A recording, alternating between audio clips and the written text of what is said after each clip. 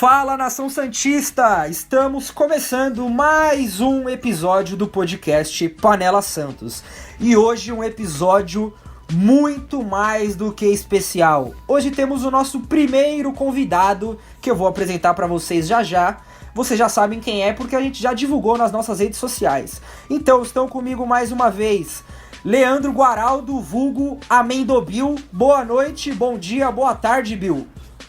Opa! Muito honrado de estar recebendo o grande Fábio Lázaro aqui, nosso primeiro convidado. Mas a gente nem apresentou o cara e você já vai falar que é ele, mano? Você não Irmão, sabe nem fazer um suspense.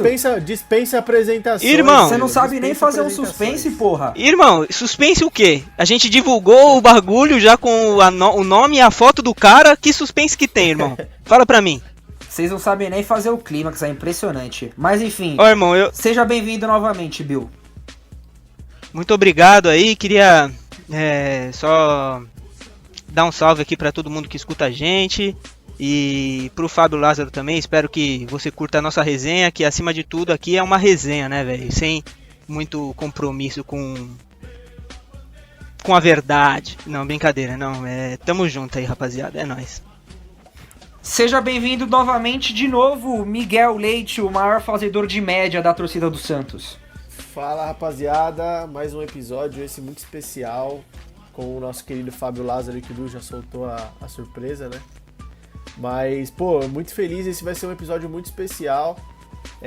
Só queria deixar uns recados também, a gente tá no Twitter agora, inclusive o Fábio tá até ajudando a gente bastante, tá dando vários retweets aí. Então, o pessoal que já escuta a gente, se quiser seguir a gente lá, a gente tá no Twitter, no Instagram. E é isso, cara, tô bem ansioso aí. Apresenta logo aí nosso convidado. Peraí, posso dar uma cornetada? Não, eu vou deixar que ele se apresente. Posso dar uma cornetada aqui? Vou dar uma cornetada em você, Murilo, certo? Mas já? Não, em você, já. porque Fala, ontem diga. teve aquele especial do Santos na sua rádio, certo? Aí eu vi nego lá falando de Libertadores, vi nego falando de Copa do Brasil, de Brasileirão de 2002, 2004, e o cara me bota pra falar do título paulista de 2016, né? Um dos títulos aí, porra. Porra, cara, nada mais justo como você, que é um fã da geração do quase, fã de Dorival Júnior, falar do último título do Dorival Não, Júnior. mas só queria te dar uma prensada, só uma justo. cornetada, rapidinho, mas nada demais. Fechou. Eu não vou apresentar o nosso convidado, eu quero que ele se apresente. Fábio Lázaro, meu grande amigo, seja bem-vindo ao podcast Panela Santos. Fala, Murilão, beleza, galera? Miguel, Bill, para todos os amigos ouvintes do Panela Santos. Como eu disse no meu vídeo que tá aí no Twitter de vocês, já faço parte dessa panela explodindo aí que nem pipoca. E agradeço o convite, gente. Para mim, sempre é demais falar do Santos, um clube que eu cubro aí no raso aí 4, 5 anos. Esse ano aí com uma responsabilidade maior, com um alcance maior, mas sempre com essa responsabilidade, né? Porque você cobrir um time com o alcance do Santos, dizem que na CBV, no Santos morrer, é um orgulho que nem todos podem ter. Eu estendo isso pro setorista. Cobrir também é um orgulho que nem todos podem ter. Sem dúvida alguma, Fábio. Antes da gente começar, e aí eu queria tomar licença da palavra, eu queria fazer um pedido, eu queria ver se você me ajudava, cara. Claro, seu pedido é uma ordem. Já são 23 semanas que eu virei sócio rei e o Santos até hoje não entregou minha carteirinha. Eu queria saber se você pode mexer uns pauzinhos aí internamente e saber se o pessoal pode me mandar a carteirinha. Pô, vou te falar, tem que falar com o pessoal do Sócio Rei, que não é só do Santos, tem uma empresa por fora, agora esqueci o nome, acho que é Feng o nome da empresa, que trabalha junto com o Santos nessa, mas às vezes tem que ver também se o problema é o Sócio Rei, se é o Santos ou se é o Correio, né? Porque o Correio tá uma brincadeira. A justificativa é que o problema é o Covid, viu? Não é nenhum dos dois que você falou. É outro né? Não é o Correio, exatamente. É o Covid. Bom, mas vamos lá, Fábio, a gente divulgou que você seria o nosso primeiro convidado e choveu de perguntas da nossa audiência. Então a gente vai conversar aqui ao longo do programa, a gente vai fazendo as perguntas.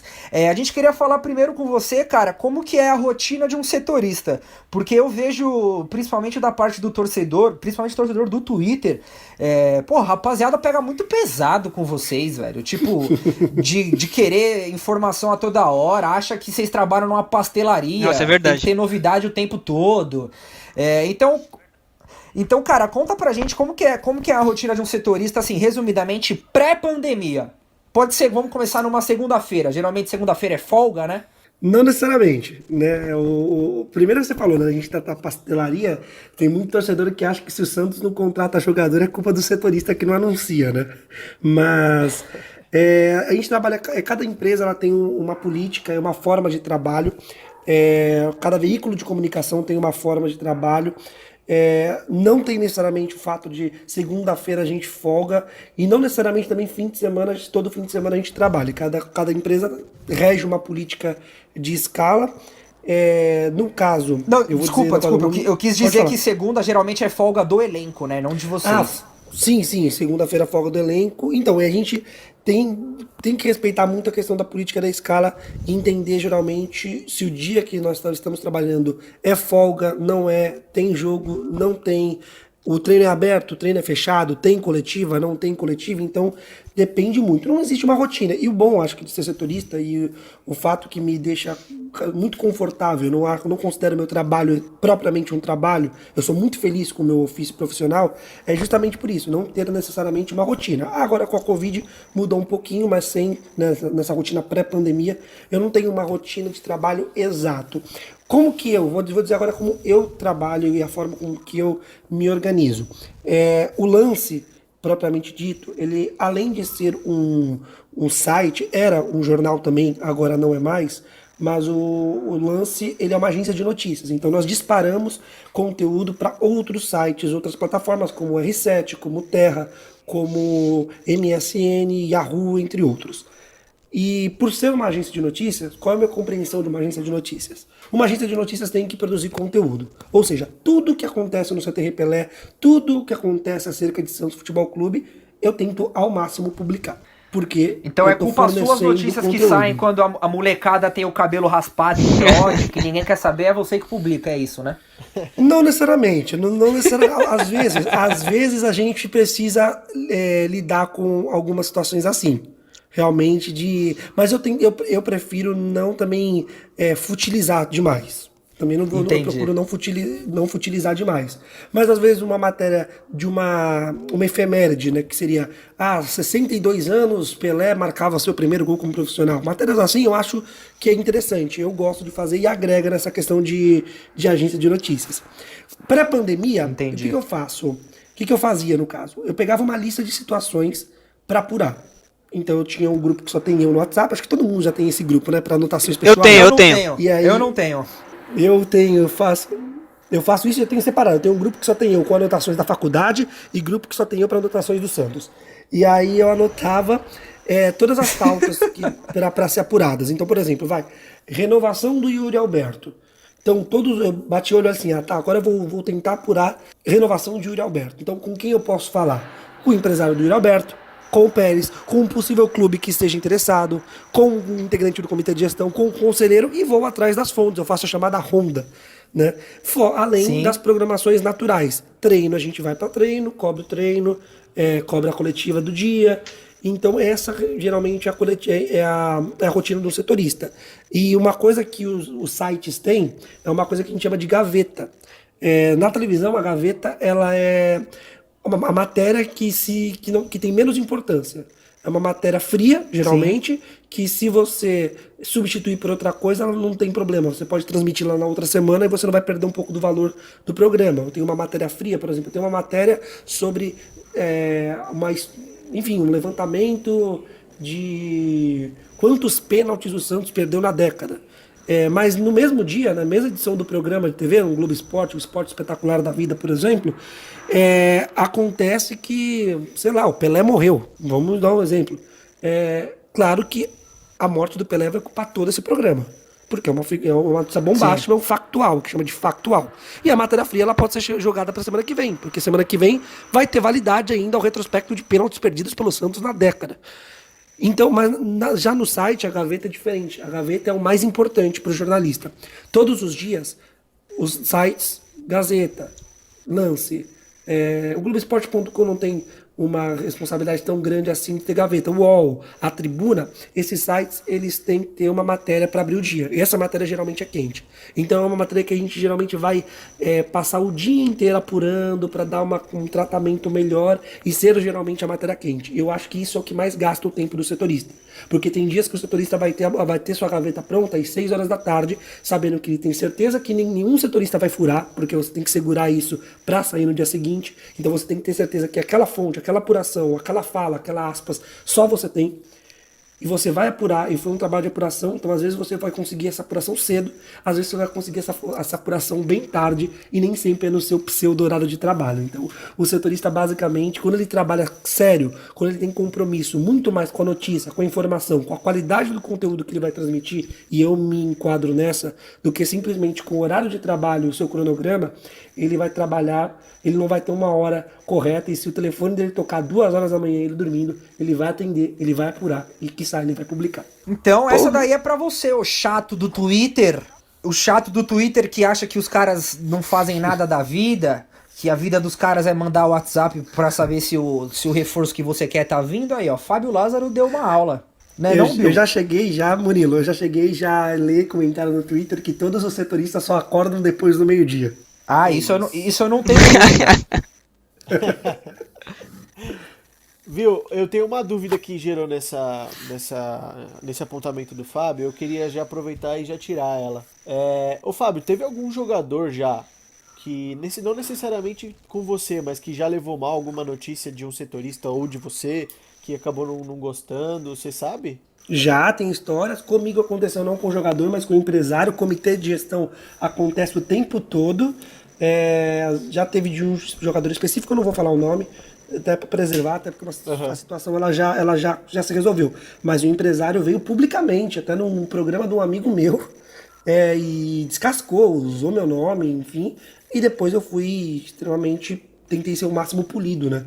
Porque o mundo dá voltas e a gente sabe que hoje quem te critica amanhã você talvez precise do cara, o cara precisa de você, você precisa continuar apurando. E eu entrei em contato com ele e resolvi a situação. Mas eu acho que a situação que eu vou até citar, porque é uma situação que ficou muito conhecida, todo mundo noticiou, enfim, mas de jogadores diretamente cobrar foi em 2017, o Fábio Nogueira ter cobrado publicamente, chegado a agredir o Lucas Mussetti. Foi um caso de até agressão.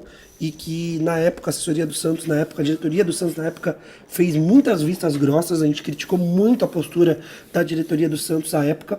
Eu não fui muito de linha de frente à época porque eu estava iniciando, então eu estava meio perdidão, mas os jornalistas mais experientes da época muitos deles foram favoráveis ao Lucas. E realmente, você não tem cabimento. O Lucas fez um tweet dizendo que o Fábio Nogueira falhou num gol. E foi num gol de um jogo de amistoso. E o Nogueira foi cobrar depois num puxadinho do Pacaembu. E inadmissível isso. Eu lembro dessa situação. Complicada essa situação. E o pior é você ser cobrado pelo Nogueira, né, mano? O pior de tudo é isso. O cara que foi contratado na conta de taxistas e garçons. Garçom. E o grande Luiz Taverna. Eu vou falar uma coisa. No último, e o Mussetti é o zagueiro da pelada, sabia? E o Mussetti é o zagueiro da pelada. Ah, é? Puta vida. Então se bobear o Mussetti é melhor que ele. Deve ser melhor que o Nogueira, então. Cara, o Mussetti é aquele tipo de zagueiro que passa a bola, mas não passa o jogador. No último futebol, imprensa versus comissão técnica, a dupla de zaga, que se não fosse nós dois também tá todo mundo no ataque, né, contra os argentinos do São Paulo, foi eu e o Mussetti. E a gente só perdeu de, acho que 10-1. Mas pensa pelo lado bom, Fábio. Pensa pelo lado bom. Aí, desculpa o Bill. O lado bom da coisa é que agora vocês vão enfrentar a comissão do Gesualdo. Os caras são mais velhos, né? E é perigoso vocês não jogarem de colete azul, senão eles vão achar que é vaga de idoso.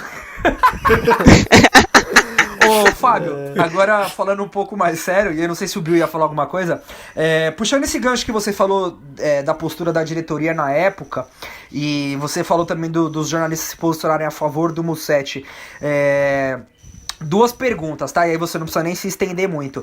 O tratamento que a imprensa recebe, principalmente no dia a dia no CT, ele varia de acordo com a mudança de uma diretoria? E outro ponto, vocês são de fato muito unidos mesmo, os setoristas, que é o que pelo menos passa pra mim, que acompanha vocês nas redes sociais? Vamos lá, vou responder a segunda pra primeira. Somos, somos bastante unidos. Claro, cada um fazendo o seu, cada um colhendo o que lhe cabe, né? Jogando, vestindo a sua camisa. A concorrência natural é fato. É fato. Mas a gente tem uma união. A gente, depois de jogos, a gente sai para ir. Geralmente tem um posto, né, de gasolina bem grande perto da Vila Belmiro, do CTR Pelé. É nosso point pós-jogos, porque ele fica aberto 24 horas. A gente, às vezes, toma uma cervejinha juntos. Então, claro que você tem alguns que você tem uma proximidade maior, outras a gente tem uma proximidade menor. Eu, por exemplo, sou muito amigo do Arthur Faria, né? Porque a gente trabalhou junto antes de sermos setoristas, cada um pelo seu veículo. Sou muito amigo do Kaique também, por ter trabalhado com ele antes. Sou bastante amigo da Gabi, a gente criou uma amizade muito legal, tanto que a Gabi e o Arthur foram duas pessoas que me indicaram à época pro lance. A gente tem isso também, quando a gente sabe que um tá disponível no mercado de trabalho, a gente sempre indica. Sou bastante próximo do Bruno Lima também. O próprio Lucas Mussetti, geralmente a gente... quando um tá com Uber, outro tá com Uber, às vezes da empresa, né, que paga, um dá carona pro outro, então a gente tem essa troca, um liga, pô, você vai precisar de carona hoje? Você tá de folga hoje? Você não tá de folga hoje? Justamente para se ajudar. Mas na questão de concorrência a gente tem cada um penando, vestindo na sua camisa, a gente não vai entregar um furo que a gente tem na mão para um amigo só porque ele é amigo, porque ele também é o nosso concorrente. Mas a gente sabe separar bem isso. Acho que o melhor exemplo é Lucas Mussetti e Gabriela Brino, que é um casal e por anos foram concorrentes, um no Globo Esporte, depois Gazeta, e a outra no Lance. E em relação a mudanças de tratamento, não é absurda essas mudanças de tratamento, mas é claro, de diretoria para outra muda. Eu peguei a diretoria do Modesto como setorista e agora pego a diretoria do Pérez. Eu acho que o início da diretoria da gestão Modesto existiu um cuidado com a imprensa bastante legal, por conta das pessoas que estavam à frente do projeto, que eram umas pessoas que cuidavam bastante, mas eu acho que com o tempo, esse desgaste interno, algumas dessas pessoas acabaram perdendo autonomia, e a gente viu que houve um desgaste, decaiu, né, esse cuidado com a imprensa, de você fornecer conteúdo novo, ou de você dar uma assistência maior ou menor, caiu. Com a gestão Pérez, a gente teve também algumas mudanças no setor de comunicação. O primeiro gerente de comunicação era o Vinícius Lordelo, depois saiu. Atualmente é o Felipe Kruger, que estava no Palmeiras, agora é o assessor de comunicação, né, o chefe da assessoria de comunicação do Santos. As mudanças não são muito grandes, mas claro que a gente vê uma mudança ou outra, até porque os profissionais mudam, né?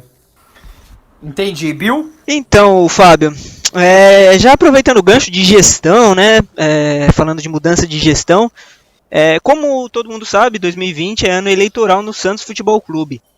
Eu queria saber se o clima das eleições já está influenciando, claro, né, agora a gente está com a pandemia, as coisas não estão tão visíveis assim para a torcida, não sei, para os setoristas, mas o clima das eleições já está influenciando no ambiente do Santos? Sem dúvida alguma, sem dúvida alguma. E, na verdade, acho que no caso do Santos, acho que de todos os clubes, mas o Santos, por estar mais próximo e ser mais gritante, porque é uma cidade pequena, Santos em si é uma cidade pequena, fica mais gritante, que o Santos está em eterna eleição. Então, os grupos políticos estão eternamente se colocando, uma posição forte, mas uma posição que não é homogênea, uma posição ramificada, são vários grupos de oposição. E a gente tem, né, no dia que a gente está gravando, vai rolar a reunião do Conselho que vai votar o parecer do Conselho Fiscal que reprovou as contas de 2019 da gestão José Carlos Pérez, ou seja, um movimento de avaliação jurídica, basicamente, né, porque é um relatório de um Conselho Fiscal, muitos entendem como um movimento para você simplesmente abrir um pedido de impedimento do Pérez. Aqui eu não quero fazer juízo de valor se deve ou não. Só que eu acredito que uma situação como essa ela não deve ser analisada num espectro político, e sim jurídico. Mas é muito difícil. Claro. É um processo que é jurídico só no nome, mas que na atuação ele é completamente político. Vai, Miguel, Bacana. faz as suas perguntas, Miguel, que eu tô ansioso pra ver suas perguntas, cara. Cara, Ô Fábio, deixa eu te fazer uma pergunta. Na verdade, essa é uma dúvida minha. Eu tô até com algumas perguntas da audiência, acho que os meninos também estão, mas eu vou matar essa curiosidade aqui. Em 2018, Nossa, os meninos também então, Miguel? Que isso, mano.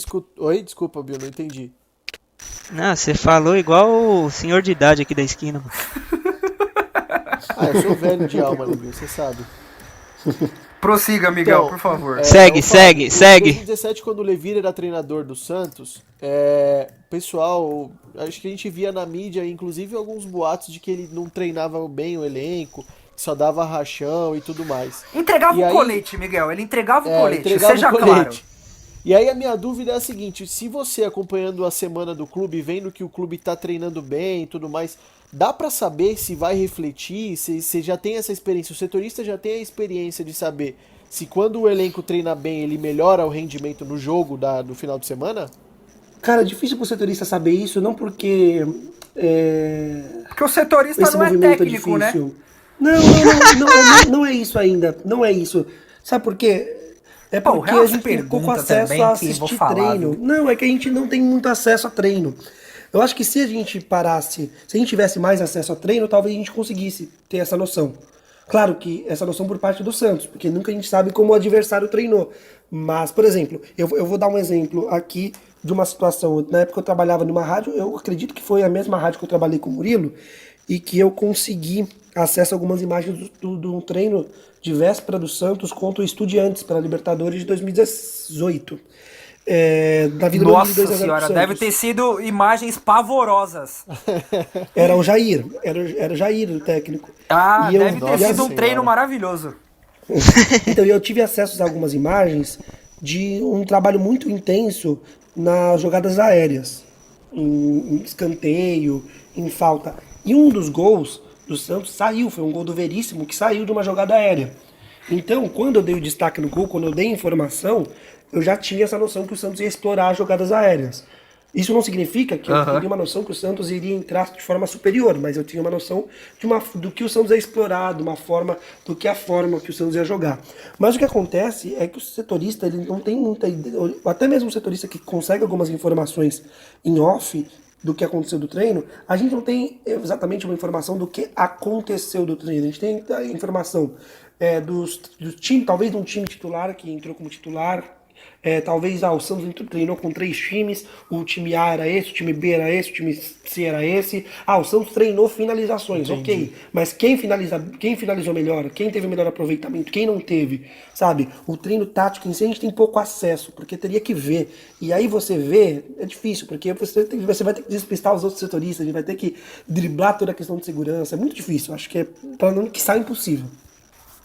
Cara, e o engraçado é que eu conheço o Fábio já tem uns 2 para 3 anos e a gente nunca parou pra conversar dessa rotina dele no Santos, né? E eu, como santista, tenho muita curiosidade. Eu vou até me privar aqui, aí eu já peço desculpa. Não deveria, mas vou pedir desculpa pro Bill e pro Miguel. Se eu tiver fazendo muita pergunta, pode me cortar mesmo, e poucas ideias. Tranquilo. Antes da gente trazer as perguntas da audiência, o Fábio tem uma pergunta que, na verdade, é mais uma cornetada do que uma pergunta. E a cornetada ela é direcionada aos setoristas num todo do Santos, mas como é você que tá aqui, é você que vai ouvir. Eu queria falar que os senhores passavam pano pro Vitor Ferraz, pras falhas do Vitor Ferraz, só porque ele era legal nos bastidores, entendeu? Só porque era o meu véi, que era legalzinho e devia fazer oração pra vocês. Os senhores passavam pano pro Vitor Ferraz, Fábio Lázaro. Isso é impressão sua. Porra, porque Murilão, o Vitor você foi Ferraz perfeito. O Vitor Ferraz. O Tô Vitor errado, Ferraz Bill? era tretado. Não, tá certíssimo. Com os setoristas. Ninguém sabe disso. O Vitor Ferraz era tretado com alguns setoristas. E aí? Ai não, eu vou ter que editar Cadê essa o parte seu porque aí Deus? você me quebrou. Você me quebrou, eu vou ter que editar Então, esse não, trecho. mas é isso que eu tô falando. Não precisa cortar. Eu não fiz isso nem pra te quebrar. Eu sei. Eu fiz isso justamente porque, às vezes, algumas aparências enganam. Eu sou muito fã do caráter e do profissional que é Vitor Ferraz. E eu, particularmente, é que assim, eu tento não fazer muito juízo de valor, mas às vezes eu preciso fazer esse juízo de valor. Não é querer ser um isentão ou querer ficar em cima do muro. Mas eu acho que o repórter, ele reporta. E quando o repórter começa a fazer muito juízo de valor, talvez ele vai ter uma dificuldade depois que ele quiser reportar, simplesmente falar a notícia, contar o acontecimento.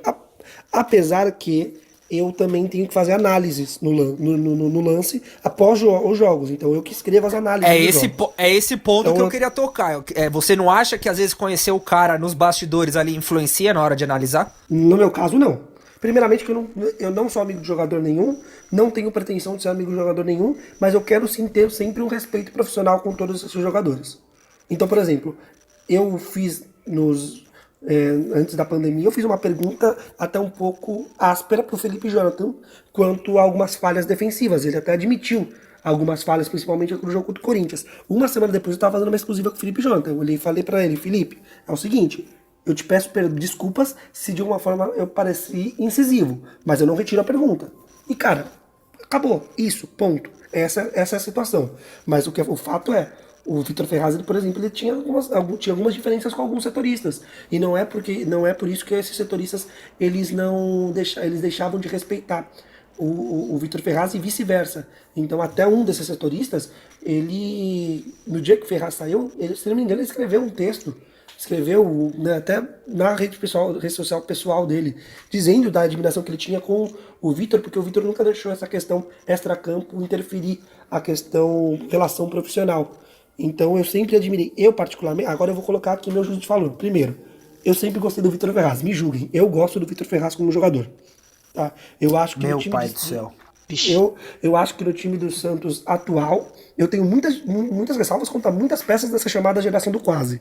Mas o Vitor Ferraz eu acho que foi um cara extremamente injustiçado, tanto que ano passado eu tava semanalmente na Record aqui da Baixada, no Balanço Geral, analisando, né, a rodada, e depois daquele Santos 3, Fortaleza 3, eu lembro que eu não estava na Vila, eu estava de folga nesse jogo, estava voltando de viagem escutando esse jogo no rádio. E o Ferraz foi um dos poucos jogadores que parou para atender a imprensa e dar a cara a tapa. E, cara, esse cara foi destruído pela torcida da Pelvi de Fumo. Mas é por isso, mas esse é um dos motivos que eu acho que às vezes tem muita parcialidade com ele, porque ele era um dos únicos que falava. Eu concordo com você, eu acho que assim, ele falar, uma coisa é você falar, outra tem muito jogador que fala e não fala nada. Eu acho que o Vitor Ferraz, pelo menos, ele se colocava numa função de líder do elenco, em vitória ou derrota ele colocava a cara a tapa pra bater. Mas eu tô falando de campo. Em campo, eu acho que, por exemplo, o Vitor Ferraz é melhor que os dois laterais que o Santos tem hoje, tanto Pará quanto o Madison. Embora o Madison a gente viu pouco com a camisa do Santos, eu ainda acho que a troca 6 por meia dúzia Madison e Vitor Ferraz ficou muito barato pro Santos. Eu acho que o Santos isso eu concordo. Pelo menos mais um jogador, porque assim, uma coisa, eu voltei ali pra questão do balanço geral e nem falei o tema central, porque aquele dia, no dia seguinte daquele jogo do Fortaleza, a minha análise no balanço geral foi: a saída do Vitor Ferraz é bom pra ele, é bom pro Santos. É bom pra ele sair de um time que ele tá há 6 anos e que a relação dele tá desgastada com a torcida, e pra ele mostrar o futebol dele em outro clube, e pro torcedor que não quer mais ver ele. Então acho que é bom pros dois lados. Eu acho que saiu barato, acho que o Matos é melhor, o Ferraz é melhor que os dois laterais, mas não acho que existia imparcialidade na imprensa porque ele era gente boa, não. Porque ele não era o Vitor Ferraz não era aquele cara gente boa que te chamava na casa dele pra tomar um café. Ele era um cara gente boa porque ele era um cara gente boa. Ele simplesmente tratava todo mundo muito bem. Ele era um cara respeitoso e por isso ele fazia ele ser um cara gente boa. Não era um cara gente boa que te chamava na casa dele, que trocava mensagem no WhatsApp. Eu troquei mensagem por WhatsApp com o Ferraz pouquíssimas vezes, estritamente apurativo, e ele não me forneceu nada assim de absurdo. Simplesmente era uma situação que eu apurava e falava: Ferraz, isso procede? E ele ensabonetava, porque a função dele era ensabonetar. Então ele não me privilegiava para dar informação. Eu tinha o WhatsApp dele porque eu sou jornalista, a gente consegue por via de contato o WhatsApp de um, de outro, de Joãozinho, de José Carlos Pérez, de Gesualdo, de Sampaoli, que inclusive sou bloqueado. Enfim. Sampaoli me bloqueou esse ano. O Sampaoli me bloqueou, ele já estava no Atlético Mineiro. Ô, Fábio, o Sampaoli é mala mesmo? Cara, o Sampaoli é mala. Não vou dizer que não foi comigo. Comigo nunca foi. Olha a mureta. Mas ele tinha pouca. Ele não tinha. Assim, a gente tem informações internas de que dentro, com as pessoas do elenco, com funcionários, com a galera que não era do métier, assim, jogador e tal, ele era bem mala.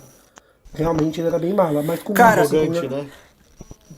Como jornalista, ele não tinha muito contato direto, né? Mas assim, nunca me atravessou numa pergunta, nunca bateu de frente comigo, diferentemente respondeu todas as minhas perguntas sem pestanejar, até as perguntas que eu fazia um pouco mais ásperas, como por exemplo aquela depois do jogo do Corinthians em Itaquera, onde ele falou que ele nunca tinha conversado com o presidente, que ele descascou o presidente, fui eu que fiz, e eu fiz uma pergunta áspera, pensei que ele ia ensabonetar e ele não ensabonetou.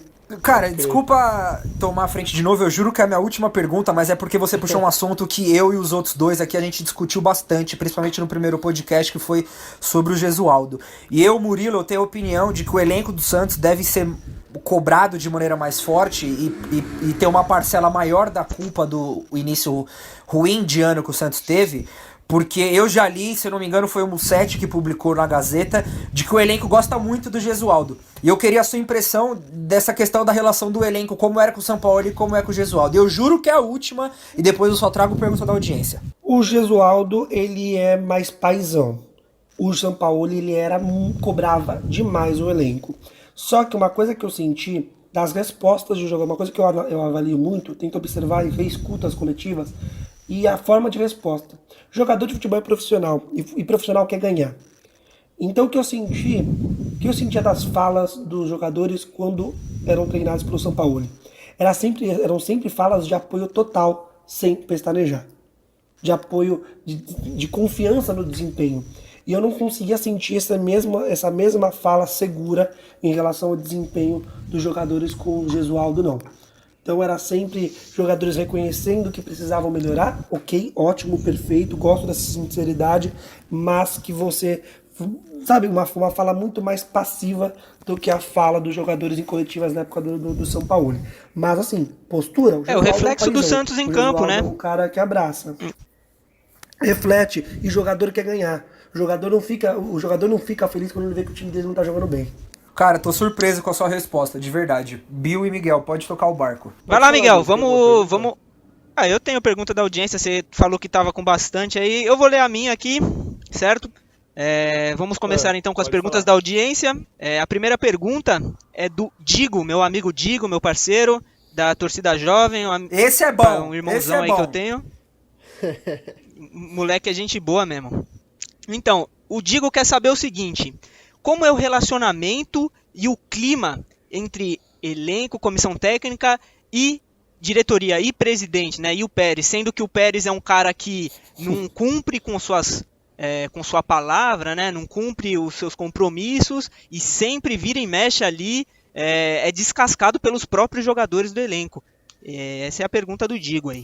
Fala, meu amigo Digo, que você é amigo da galera, você é meu amigo também. Então, cara, a gente tem que separar essa relação jogadores-comissão técnica com a diretoria. Porque realmente o Pérez é centralizador e o Pérez é um cara que fala... O discurso do Pérez, ele é muito maleável. Basta ver nas entrevistas do Pérez que uma semana ele tá falando, por exemplo, que vai renovar com o Lucas Veríssimo, na outra tá falando que o Lucas Veríssimo tá na hora de ser vendido, na outra semana ele tá renovando com o Lucas Veríssimo. E isso não é só nas entrevistas, isso é no contato com jornalistas, no contato fora dessas entrevistas abertas para emissoras, canais. Às vezes ele vai dar uma versão para mim, vai dar uma versão pro Arthur, vai dar uma versão pro Mussetti, vai dar uma versão pro Bruno, pro Éder. Isso quando ele não deixa de atender vocês, né? Ignora. O que acontece muito.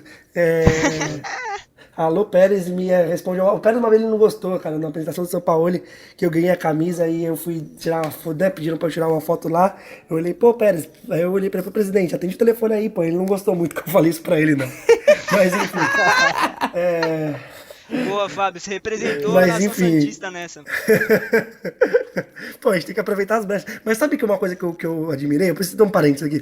Eu comecei a sentir que o Pérez começou a me responder um pouco mais quando eu comecei a levar o papo no WhatsApp mais leve, cara. Uma vez eu perguntei pro Pérez, eu comecei a chamar, presida, beleza? Pô, cara, você tá respondendo todo mundo, me responde também, cara. E eu sei de uma setorista que perguntou pro Pérez se ele assistia BBB, justo só pra ele responder. Isso foi muito legal. Perguntou, Pérez, presidente, você assiste BBB? Pra puxar a conversa. Eu acho que não, eu comecei a levar não o papo acredito mais nisso, cara, suave. não acredito nisso. E aí, sério Prezinha, mesmo? tudo bem? Assiste BBB? Aí eu comecei a perguntar. De verdade. E aí eu comecei, não perguntei se ele assiste BBB, mas eu perguntei, eu chamo, e aí, Presida? Aí quando ele me responde, eu falo, pô, cara, você respondeu no site semana passada, me responde também, presidente. Aí eu mando umas dessas mais de boa. Mas enfim, mas falando agora em relação aí, por que eu ilustrei essa forma que o Pérez é de, primeiro, ser centralizador e segundo, dele ser uma pessoa que muda a fala de acordo com o percurso do tempo? Porque com jogadores ele também é assim. Então os jogadores não sentem muita confiança em algumas falas do Pérez hoje. E repito, são fatos, tá? São fatos.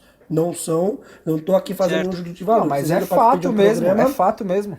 É fato. Não tô fazendo nenhum tipo de juízo de valor, porque depois amanhã vai cobrar, não, o Fábio tá criticando a gestão. Não, tô apresentando um fato, até porque eu não sou um cara que vai criticar, eu sou um cara que gosta de ponderar muito. Pode me chamar de mureteiro, mas eu sou um cara que gosta de ponderar sempre os dois lados. Então me perguntaram esses dias o que eu acho da gestão Pérez, eu não acho ela de 100% ruim, e eu não acho que o Pérez seja um cara que tenha má vontade. Eu acho que o Pérez ele tem falhas administrativas, mas eu não consigo enxergar má vontade propriamente dita no Pérez e em toda a gestão do Santos atual. Mas é o que eu tô dizendo para aqui concluir é fato. concluir a pergunta, O Pérez é atrapalhado, a relação entre a relação entre comissão e jogadores. Boa.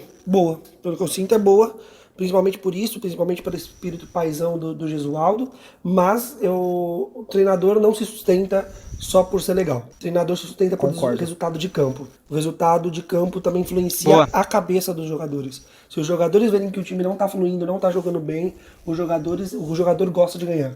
Porque o jogador sabe que se ele perder, ele vai ser cobrado. Se o time jogar mal, ele vai ser cobrado. E ele não vai ter paz. Ele não vai conseguir sair pra uma balada sexta-feira à noite. Ele não vai conseguir tomar uma cervejinha. Ele não vai conseguir ir no mercado com a família, porque ele vai ser cobrado. Bora, Miguel! Eu tenho uma dúvida, ô Fábio. Falando um pouco do Pérez, já que você está falando do Pérez, a minha dúvida é a seguinte. A gente sabe que teve um problema muito grande desde o começo da gestão do Pérez com o vice-presidente dele, o Rolo.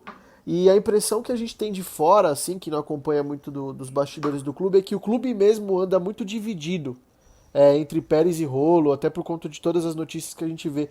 E vocês sentem isso dentro do clube? Isso é nítido? Realmente tem dois grupos, é dividido? Como que tá dentro do clube? Acho que são mais É nítido grupos, estar né? São bem dividido mais.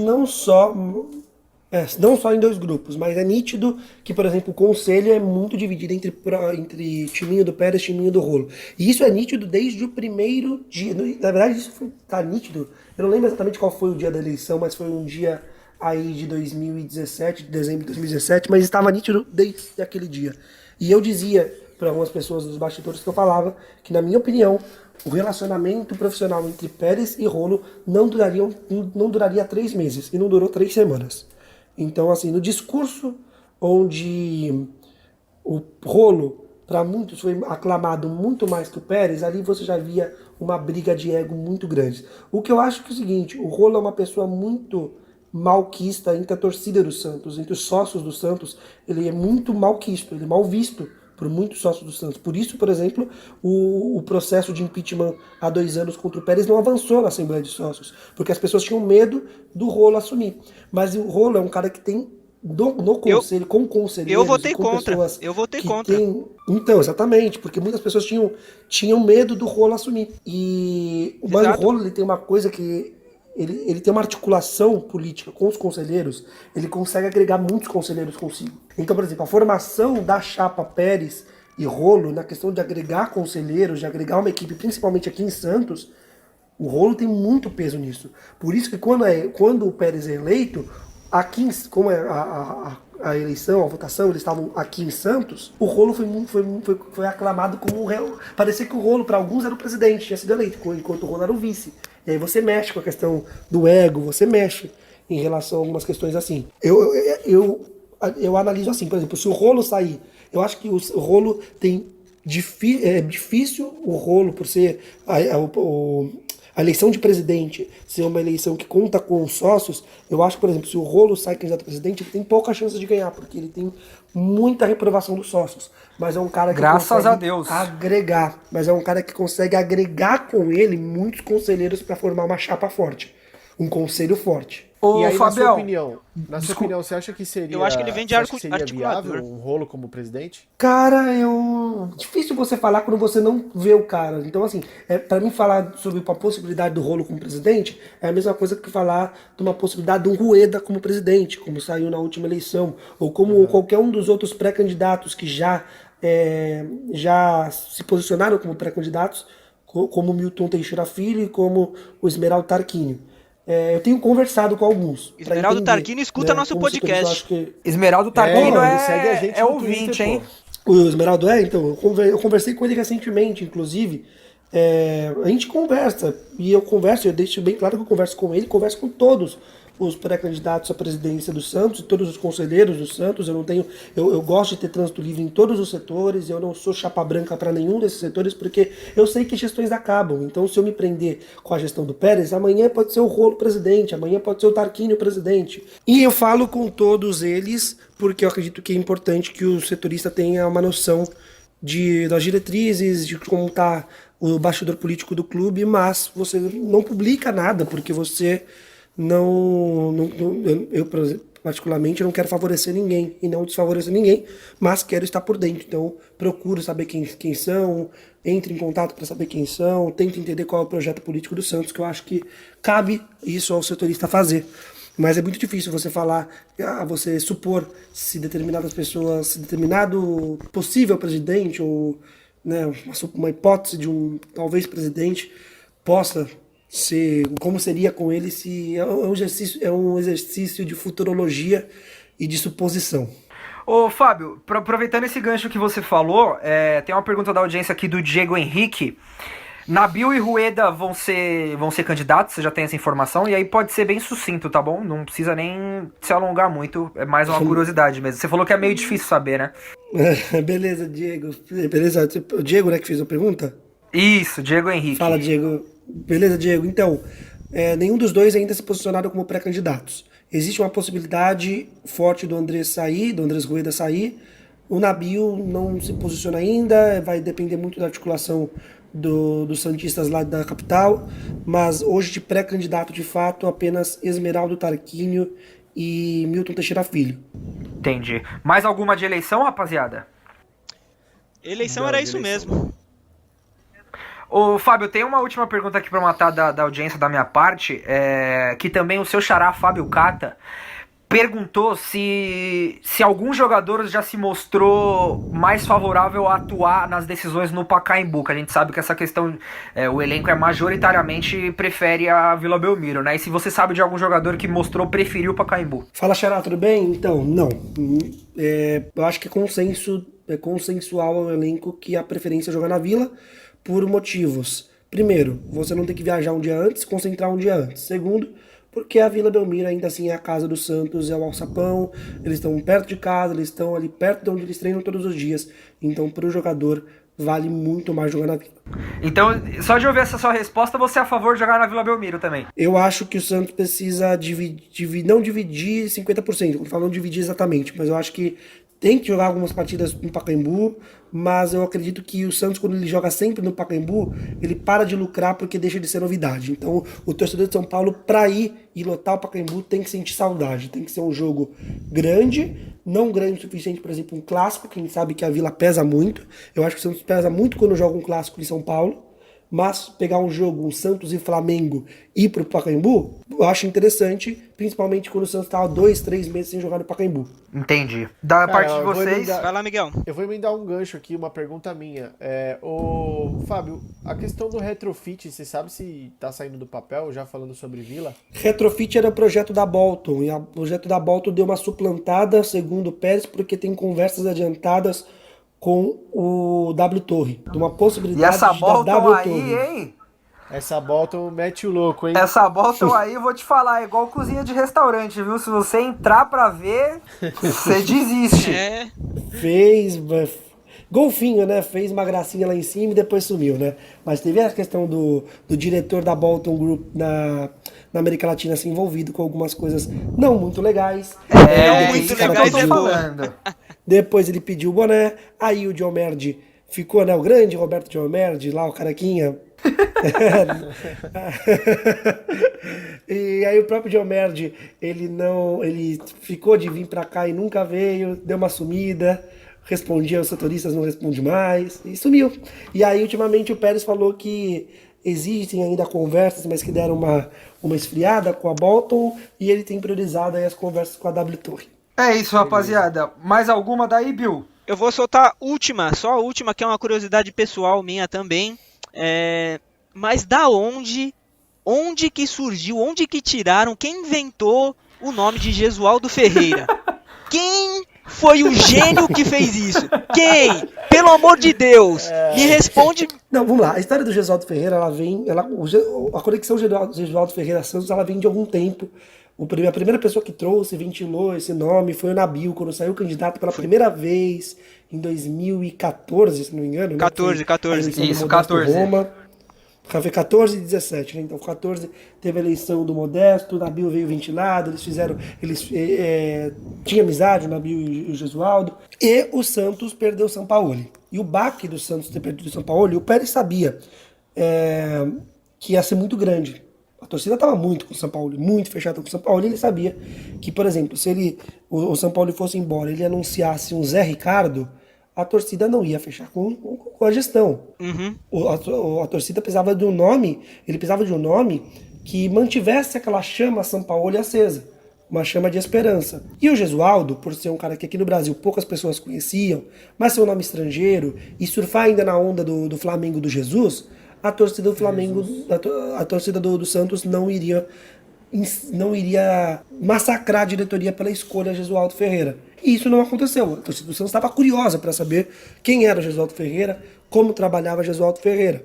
Só que, ao mesmo tempo, o Pérez se importou com um perfil de treinador que fosse completamente completamente diferente do Sampaoli na questão relação. Porque o relacionamento do Pérez com o Sampaoli nunca foi bom. E era um conflito. Então ele queria um treinador que fosse muito mais E categoria de base também, né? Então, exatamente. Quando o Santos mandou alguns representantes para Lisboa, que conversaram com o Jesualdo, que foi o William Thomas, alguns representantes do comitê de gestão, o que foi apresentado para o Jesualdo? O nosso projeto é o seguinte: não temos dinheiro, mas temos uma base. Nós queremos um treinador que entenda que nós não temos dinheiro, que entenda que precisamos trabalhar com a base. Você fecha esse projeto? Fechamos. E o Jesualdo, diferentemente do São Paulo, ele não é um treinador que bate de frente, é um cara que senta com o presidente e que ele é muito mais, ele tenta, o presidente fala assim, não dá, e o Jesualdo fala, vamos tentar construir juntos com ideias. E o São Paulo não. O São Paulo, o presidente, ele sentava, o presidente, ele não deixava nem o presidente falar, ele já chegava com a listinha de jogadores de investimento e eu não quero saber, eu quero que você consiga pelo menos meia dúzia desses reforços para mim.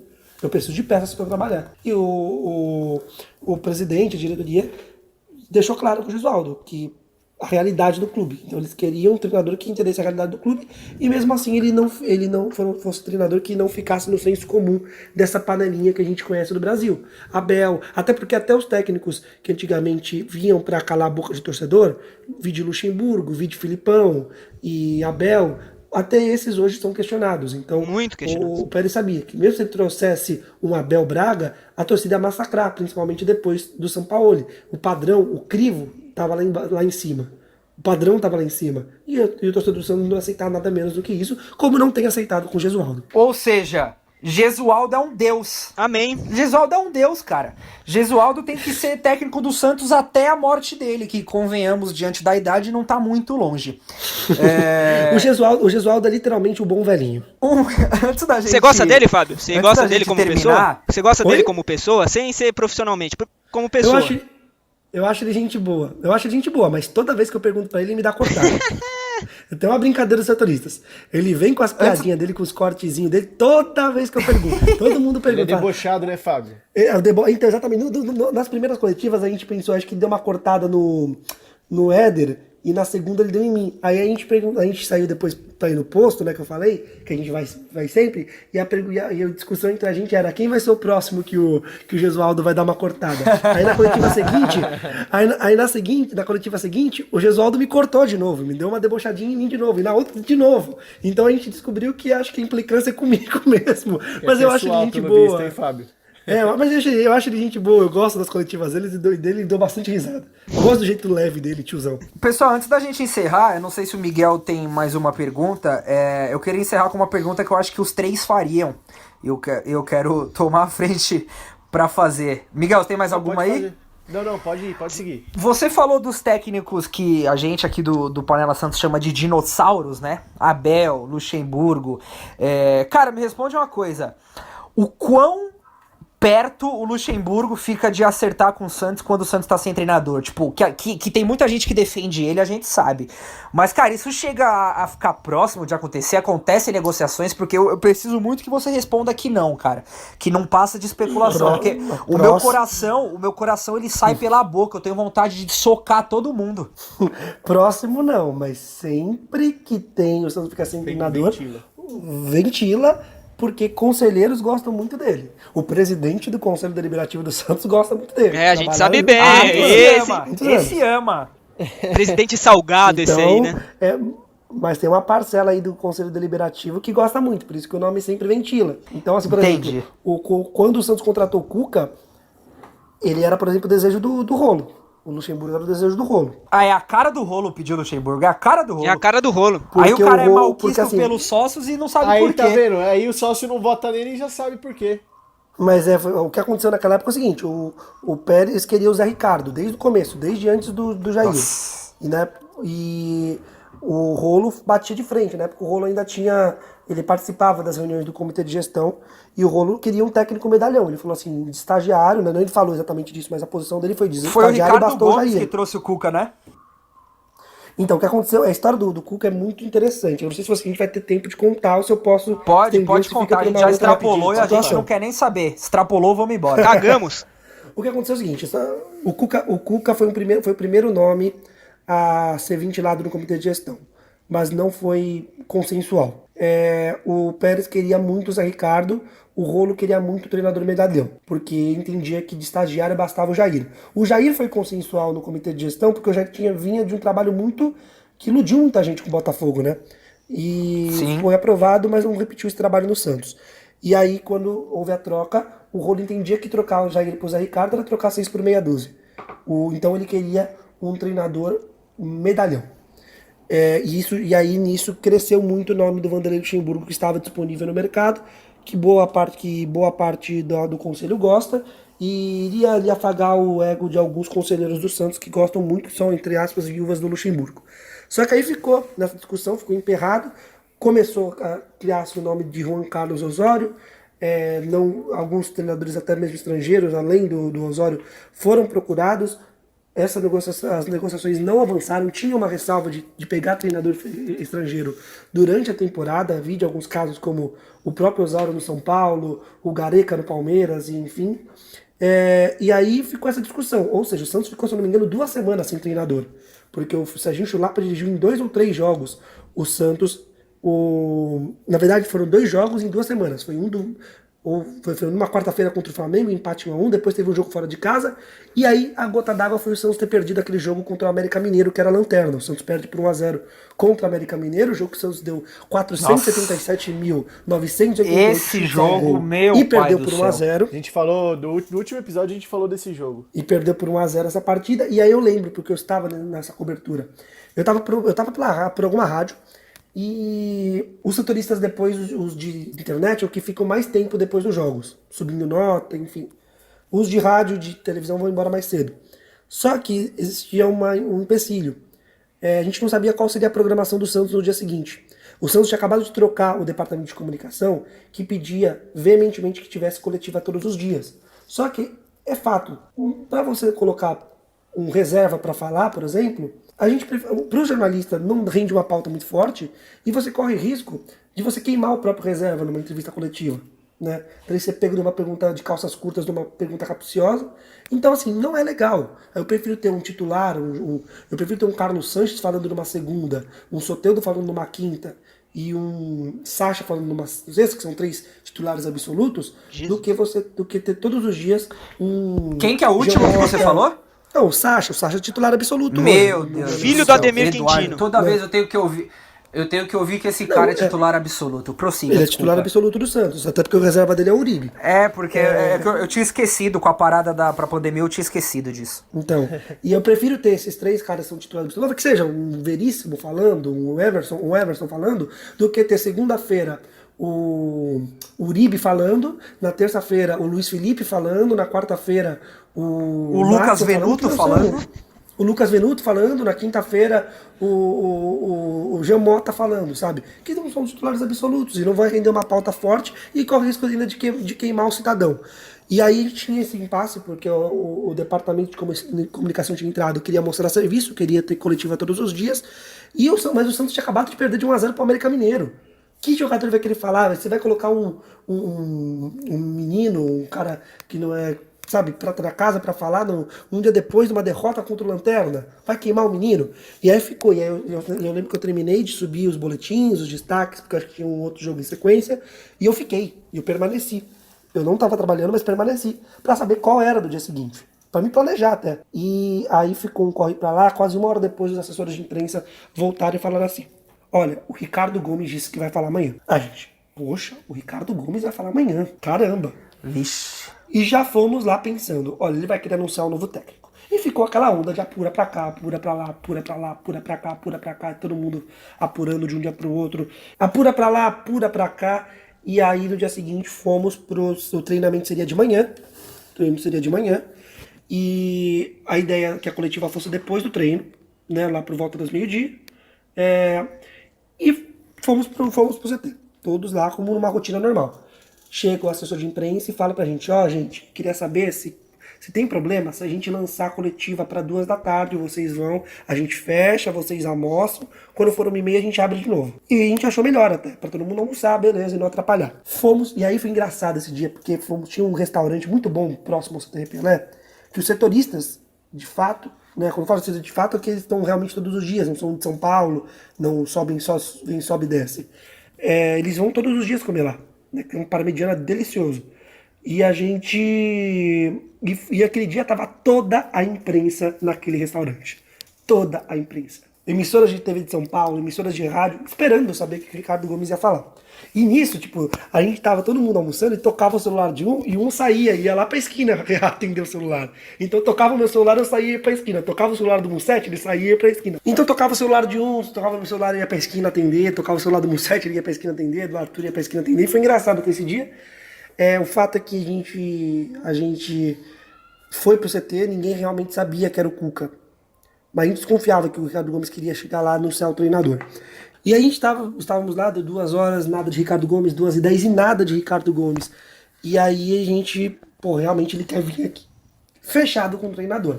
E aí surge uma notícia do UOL. À época, Samir Carvalho, hoje setorista do Corinthians pelo UOL, posta que Santos tem conversas adiantadas com o Cuca. E Samir Carvalho não estava no CT no dia. Então estávamos milhões de jornalistas e um que não estava lá. Depois a gente descobriu como ele conseguiu. Acho que não me engano, ele estava no velório da sogra, cara. E ele conseguiu essa apuração. Caramba. Puta que pariu. E ele deu. E aí na hora que eu vi, eu já chamei o Cuca, eu tinha o WhatsApp do Cuca, chamei o Eduardo Duran, que era o empresário, ficou aquele correria, a gente confirmou. Deu 15 minutos, o Ricardo Gomes chegou à coletiva e confirmou que era o Cuca. Por que essa história inteira? Para dizer que, na véspera, naquele dia do Santos e América Mineiro, o Cuca não era nem mais uma hipótese. O Cuca foi descartado na primeira semana. O nome Cuca foi descartado porque o Pérez queria usar Ricardo. Só que como existia essa briga entre um técnico medalhão e um técnico novo, um técnico que agradou o Cuca, voltaram ao nome do Cuca. O Ricardo Gomes falou, vamos fazer o seguinte, ele colocou a carta na mesa. CG, é o seguinte, a gente precisa de um novo técnico, perdemos para o América Mineiro, a gente precisa anunciar essa porra desse técnico amanhã. Perdão, acho que vocês falam, eu vi vocês falam palavrão, acho que pode falar também. Vontade. Pode. A gente precisa anunciar a porra desse técnico amanhã. Cara, a gente não vai chegar a um denominador comum. entre Zé Ricardo e Luxemburgo. Vamos atrás de um terceiro nome.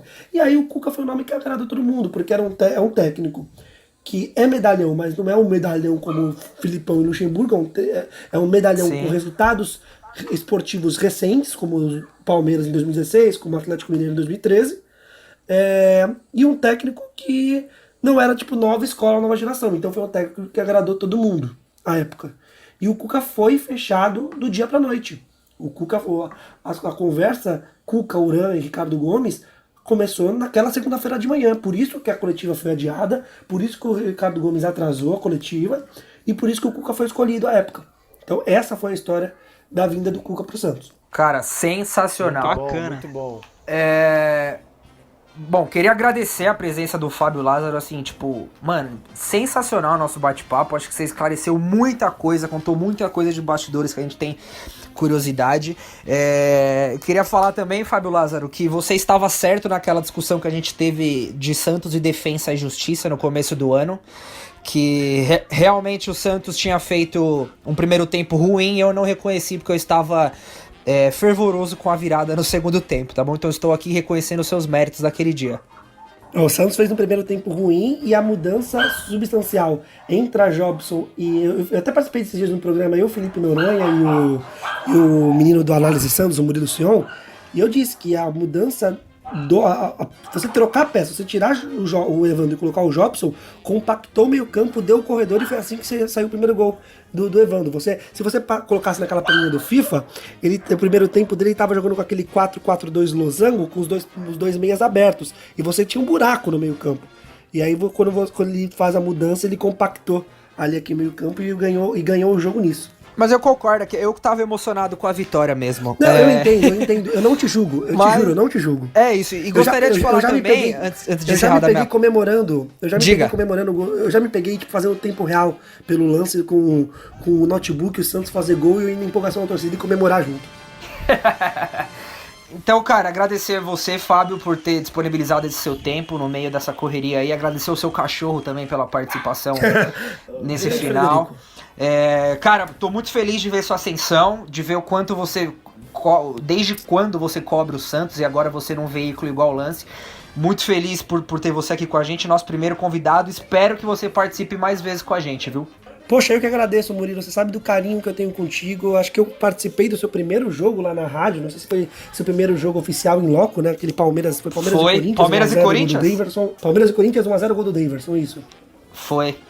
E eu tava contigo nesse jogo, eu cobri o Corinthians, se não me engano, no dia. E, cara, eu gosto muito de você, então... e eu gosto... E quem é amigo do meu amigo é. Então, a galera que faz o Panela Santos, aí vocês, Miguel, o Bill, porra, vocês são geniais, gostei muito de participar. Conversa gostosa, o bate-papo é saudável e me convido para participar mais vezes. Bill, faça suas considerações finais. Bom, primeiramente, vamos agradecer a audiência também, né? Sempre dou um salve na audiência. Muito obrigado por estarem aqui até agora, aguentando. Cada um agradece uma parte, pô. Agradeci o convidado, você agradece a audiência, o Miguel vai agradecer o pessoal do CBLOL. Eu ia cornetar os caras agora. Eu ia cornetar os amigos do Miguel agora. Ia ser minha última cornetada do dia. Então faça, vai por ser favor. O Bill Frita do dia. Ô rapaziada do LOL. Ô rapaziada do LOL. Presta atenção, hein? Presta atenção, hein? Perder de Flamengo? Vocês estão de brincadeira? Estão de brincadeira? Que porra é essa? Mas... Vou te falar, o pessoal do LoL... Não é possível, a gente mete 4x0 na Vila no Flamengo e perde dos caras no LoL. Estão de brincadeira? Coisas que acontecem com o Santos Futebol Clube. E Fábio, Faltou o Marinho. Faltou o Marinho. E eu queria agradecer nosso convidado também, claro, né, Fábio? Uma honra tê-lo aqui, as portas estão abertas sempre que possível. A gente vai chamar você para participar. Espero que na próxima vez a gente participe em loco, todo mundo. Por favor. Eu posso fazer meu último comentário com o LoL? Eu me empolguei rapidamente. Não faltou Marinho. Pode. Não faltou Marinho. Faltou Carlos Sanches. Nossa senhora. Depois dessa eu me despeço. Tchau. Seu último recado e sua última média do dia. Queria agradecer o Fábio também. Obrigado. Foi um papo muito bom. Eu falei pros meninos aqui que, cara, dá vontade de ficar 2-3 horas conversando aí. Os meninos é foda, hein, Miguel? E é isso. As portas estão sempre abertas. Sempre que você puder e sempre que você quiser. Você dá um toque aí na gente, no Murilo também. E, pô, é isso. Muito legal o programa. Acho que eu não tenho considerações não, cara. Eu tô muito feliz. Muito obrigado, Miguel. Adorei esse seu encerramento. Foi muito diferente do que o Bill falou. Achei que você foi genial e conciso. Então, com essa vinhetinha do hino do Santos na versão jazz, que o Fábio vai ouvir quando estiver pronto, que o Vitão vai colocar, a gente encerra mais Não teve Bill Frita episódio hoje? Do podcast. Ué, cara, eu ia fazer, mas você falou que ia ser pro pessoal do LoL. Eu tenho o nome aqui. Você quer o nome? Eu falei brincando, né? Porque, porra... Mas eu queria fazer um Bill Frita hoje com nome surpreendente. Você quer um Bill Frita com nome surpreendente? Então o Bill Frita, só pra você contextualizar o Bill, ele é a maior frigideira da torcida do Santos, tá? Então, todo episódio a gente fez o quadro Bill Frita, que eu e o Miguel escolhemos um nome e a gente fala pra ele faz um comentário curto e objetivo sobre essa pessoa. 98% dos convidados, dos nomes indicados, ele vai criticar. Bill, então... Eu posso pedir, então, mas eu preciso pedir. Eu sei que vocês guardaram seus nomes, mas eu queria pedir o nome pra ele fritar também. Então diga, hoje o Bill Frita é de Fábio Lázaro. Bora, Fábio, bora. Lucas Mussetti Perazzoli. Puta vida. Puta, aí você...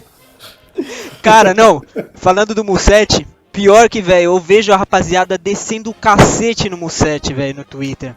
Tudo que acontece de Santos, eu acho que reflete muito mais nele. Eu não sei se ele é um cara que dá muita brecha pra isso acontecer, mas tudo reflete muito nele. Então toda a rapaziada que acompanha o cara no Twitter e tudo mais, desce o cacete no cara, mano. Eu tenho até um pouco de receio de, porra, criticar o cara aqui, fritar o cara. Pô, o cara já é fritado o dia inteiro lá no Twitter, mano.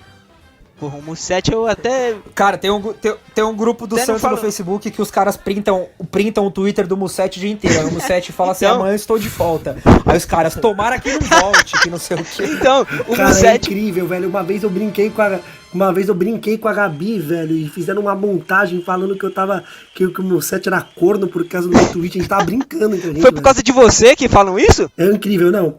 Eu adoro. Eu brinquei com a Gabi. Todo mundo sabe que a Gabi é namorada do Mussetti. E eu, cara, não, olha só aí, olha o corno, hein? Tipo, eu fiz uma brincadeira. Porra, não. KKKK, querido, alguma coisa assim, sabe? E não foi só comigo, isso acontece com outros setoristas também, cara. É embaçado. Os caras jogam um contra o outro. Mas eu adoro o Mussetti, eu não vou. Eu fiz isso pra brincar. Não vou xingar ele aqui, o Mussetti não dá muito motivo e também é fritado. Não vou xingar ele aqui. É fritado pra cacete. Não vou xingar ele aqui, vou xingar no privado, o Bill vai falar. Vou xingar e vou xingar. Não, porra, o Mussetti é foda. Isso. Ele só tem que parar de ser um pouquinho de... Ele só tem que parar de ser um pouco gordofóbico comigo. Ah, não, Isso é não, verdade. peraí, quero falar Então, uma última Bill coisa. frita- O Mussetti falam que ele é bem mala, viu? Eu vi já gente falando que o Mussetti é bem mala, então fica aí, Mussetti. Se os caras querem ouvir eu te xingando, eu vou falar que você é mala e precisa baixar um pouco a bola. É isso. Esse foi o Bill Frita de hoje especial a pedido do Fábio Lázaro. Muito obrigado a todo mundo que acompanhou a nossa audiência até agora. Até o próximo episódio. Sigam a gente nas redes sociais. Tamo junto, Nação Santista. Até mais. Valeu!